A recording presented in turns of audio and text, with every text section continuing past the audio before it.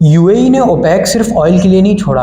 ये decision actually में एक नई ग्लोबल पावर गेम का सिग्नल है। ऑयल से पैसे कमाओ और एआई सुपर पावर बन जाओ।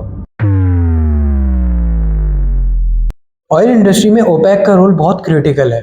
ओपेक मतलब organization of the petroleum exporting countries. Oil producing countries मिलकर डिसाइड करते हैं कि मार्केट में कितना ऑयल आएगा और उसकी प्राइसिंग क्या होगी। और इस सिस्टम में Saudi Arabia historically de facto leader रहा है, लेकिन यूएई का प्रॉब्लम यहाँ से स्टार्ट होता है। यूएई की oil production capacity around 4.85 million barrels per day तक पहुँच चुकी थी, लेकिन ओपेक के कोटा सिस्टम की वजह से वो अपनी फुल कैपेसिटी यूज़ नहीं कर पा रहा था।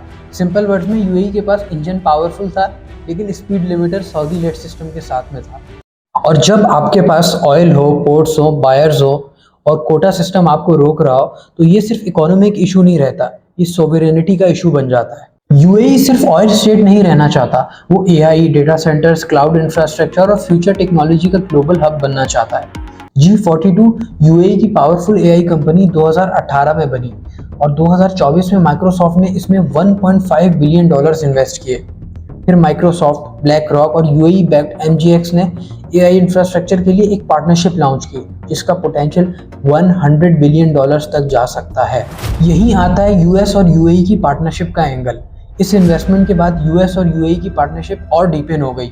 यूएई ने अमेरिका में $1.4 ट्रिलियन इन्वेस्टमेंट फ्रेमवर्क अनाउंस किया over the period of 10 years, और रिटर्न में यूएई को एडवांस्ड एआई चिप्स तक एक्सेस मिलना स्टार्ट हुई, including reports of up to 5 lakh Nvidia chips per year. अब समझ आई, ये सिर्फ बैरल्स का गेम नहीं है, ये बैरल से बैंडविड्थ, क्रूड ऑयल से कंप्यूट पावर और पेट्रोल डॉलर से एआई डोमिनेंस का गेम है। अब यहाँ आता है सिक्योरिटी कार्ड।